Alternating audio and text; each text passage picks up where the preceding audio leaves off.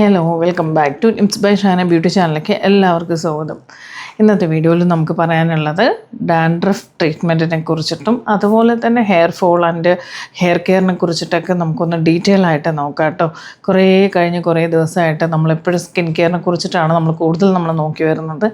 അപ്പോൾ ഹെയർ കെയറിനെ കുറിച്ച് നമ്മൾ നോക്കണം. കാരണം ഒരുപാട് പേര് എന്നോട് മെസ്സേജ് ചെയ്ത് ചോദിക്കുന്ന ഒരു കാര്യം കൂടിയാണ്, മാം ഹെയർ കെയറിന് എന്തൊക്കെ കാര്യങ്ങളാണ് നമ്മൾ ചെയ്യേണ്ടത്, അതുപോലെ ഡാൻഡ്രഫിന് നമുക്ക് എന്തെങ്കിലും വീട്ടിൽ തന്നെ ചെയ്യാൻ പറ്റുന്ന എന്തെങ്കിലും പാക്ക് ഉണ്ടാവുമോ, വീട്ടിൽ തന്നെ നമുക്ക് എന്തെങ്കിലും ട്രീറ്റ്മെൻറ്റ് ചെയ്യാൻ പറ്റുമോ എന്നൊക്കെ ചോദിക്കുന്നുണ്ട്. അപ്പോൾ അതിനെല്ലാറ്റിനും കൂടെയുള്ള ഒരു ഡീറ്റെയിൽഡ് ആയിട്ടുള്ള ഒരു വീഡിയോ ആണ് നമുക്ക് ഇന്ന് വരുന്നത്. അപ്പോൾ നമുക്ക് ആദ്യം തന്നെ നമ്മൾ നോക്കേണ്ട കാര്യം എന്താണെന്ന് വെച്ചാൽ ഡാൻഡ്രഫിനെ കുറിച്ച് നമ്മൾ മനസ്സിലാക്കുക എന്നുള്ളതാണ്. അപ്പോൾ ഡാൻഡ്രഫ് നമ്മൾക്ക് ഞാൻ എപ്പോഴും പറയും, എന്തൊരു പ്രശ്നത്തിനും നമുക്കൊരു സൊല്യൂഷൻ കണ്ടെത്തണം എന്നുണ്ടെങ്കിൽ ആ പ്രശ്നം എങ്ങനെ ഉണ്ടായി അല്ലെങ്കിൽ എന്തുകൊണ്ട് സംഭവിച്ചു എന്നുള്ള അറിഞ്ഞാലേ നമുക്കൊരു സൊല്യൂഷനുള്ളൂ അല്ലേ.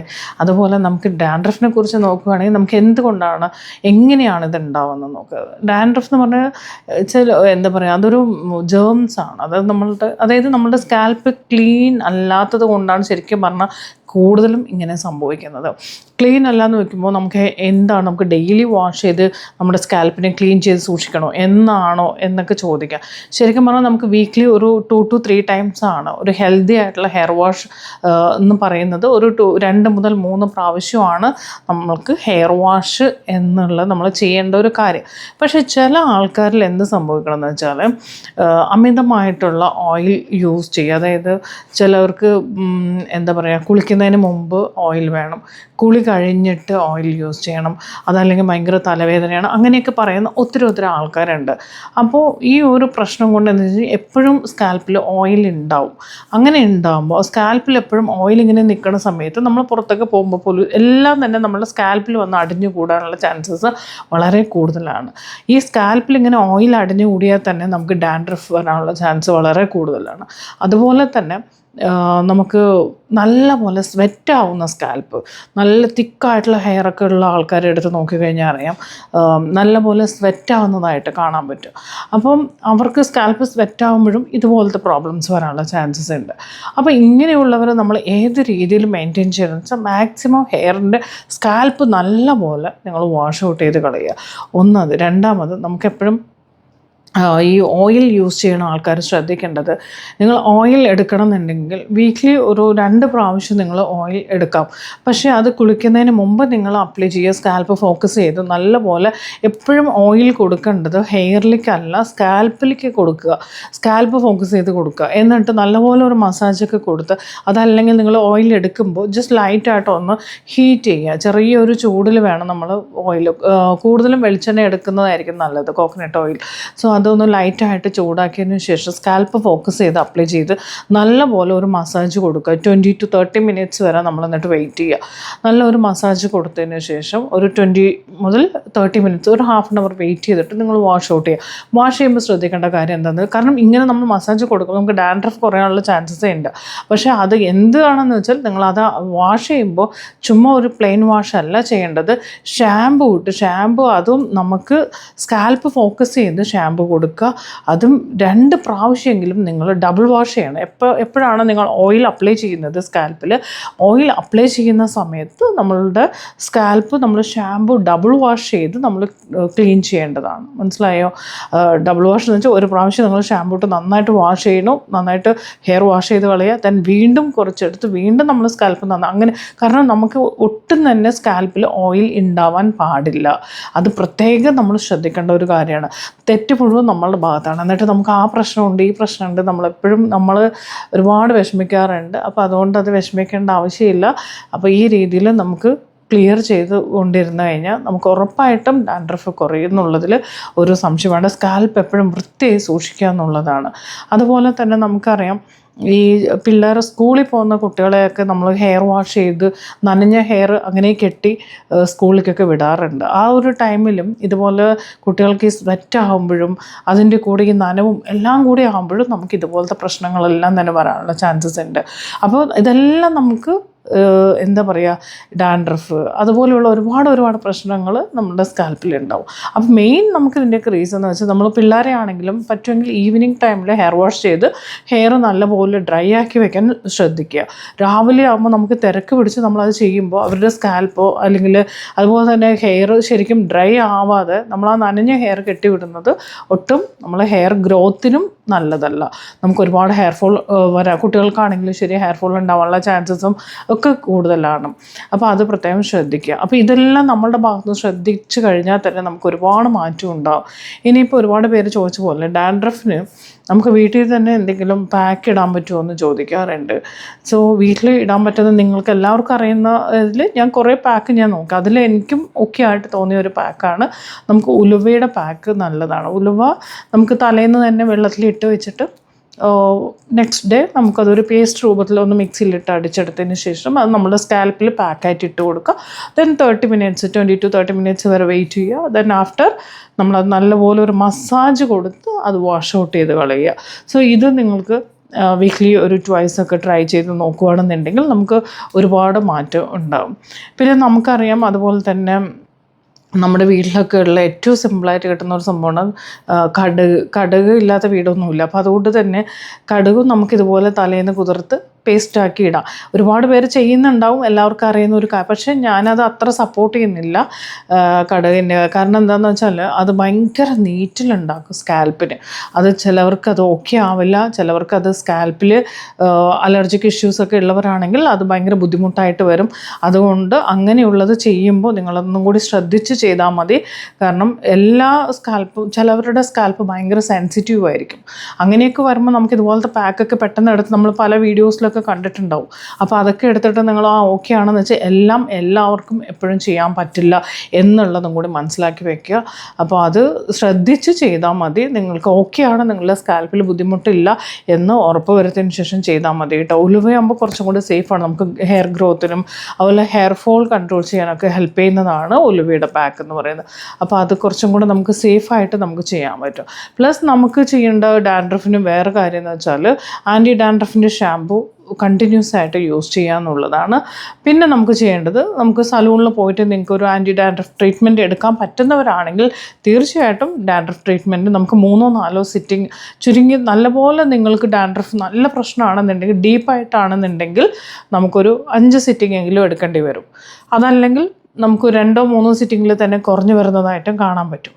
അപ്പോൾ അത് ഡിപ്പെൻസാണ് നമുക്ക് എത്രത്തോളം ഉണ്ട് നോക്കിയിട്ട്. അപ്പോൾ അങ്ങനെ പാർലറിൽ പോയിട്ട് ചെയ്യുവാണെങ്കിലും നമുക്ക് ചെയ്യാൻ പറ്റും. പാർലറിൽ ഒരുപാട് നല്ല ട്രീറ്റ്മെൻറ്റ്സ് ഉണ്ട്. ഇപ്പോൾ നമുക്ക് ലോറിയലുടെ നോക്കുവാണെങ്കിൽ ഇൻസ്റ്റാ ക്ലിയർ ട്രീറ്റ്മെൻറ്റ് അങ്ങനെയുള്ള ഒരുപാട് നല്ല ട്രീറ്റ്മെൻറ്റ് ഉണ്ട് റിസൾട്ട് കിട്ടുന്നത്. അപ്പോൾ അതൊന്ന് ട്രൈ ചെയ്ത് നോക്കാം. അല്ലെങ്കിൽ വീട്ടിൽ തന്നെ ഇതുപോലെ നമുക്ക് ശ്രദ്ധിക്കാവുന്നതാണ്. ഇനി അടുത്തത് നമുക്ക് ഹെയർ ഫോൾ നമുക്ക് ഒത്തിരി ഉണ്ട്. നമുക്ക് അതിന് എന്ത് ചെയ്യണം, എങ്ങനെ കൺട്രോൾ ചെയ്യണം എന്ന് കൺഫ്യൂഷൻ അടിക്കുമ്പോൾ നമ്മൾ പല പാക്കുകളും ട്രൈ ചെയ്യാറുണ്ട്. ആക്ച്വലി എനിക്ക് പറയാനുള്ള കാര്യം, നിങ്ങൾ ഹെയർ പ്രോപ്പറായിട്ട് മെയിൻറ്റെയിൻ ചെയ്യാൻ നമ്മൾ ചെയ്യേണ്ട വീക്ക്ലി ഒരു 2 or 3 ടൈംസ് ഹെയർ വാഷ് ചെയ്യുക. ഹെയർ വാഷ് ചെയ്യുമ്പോൾ നിങ്ങൾ പ്രോപ്പറായിട്ട് കണ്ടീഷണർ അല്ലെങ്കിൽ മാസ്ക് യൂസ് ചെയ്യുക. ഷാമ്പൂ ഇട്ട് വാഷ് ചെയ്തതിന് ശേഷം മാസ്ക് എടുക്കാൻ നോക്കുക. പ്ലസ് മാസ്ക് എടുക്കുമ്പോൾ നിങ്ങൾക്ക് ഹെയർ ഫോളിനുള്ള മാസ്ക് നമ്മൾ യൂസ് ചെയ്യുക. അത് നമ്മൾ ശ്രദ്ധിക്കേണ്ട ഒരു കാര്യമാണ്. അതുപോലെ തന്നെ ഈ നനഞ്ഞ ഹെയറിൽ കോംബ് ചെയ്യാതിരിക്കുക. ഹെയർ നല്ലപോലെ ഡ്രൈ ആക്കിയതിനു ശേഷം, ഡ്രൈ ആക്കാനായിട്ട് ആദ്യം നമ്മൾ ഡ്രയർ യൂസ് ചെയ്യുന്ന സമയത്ത് ഭയങ്കര ഹീറ്റിൽ ഡ്രയർ ഡയറക്റ്റ് കൊടുക്കാതിരിക്കുക.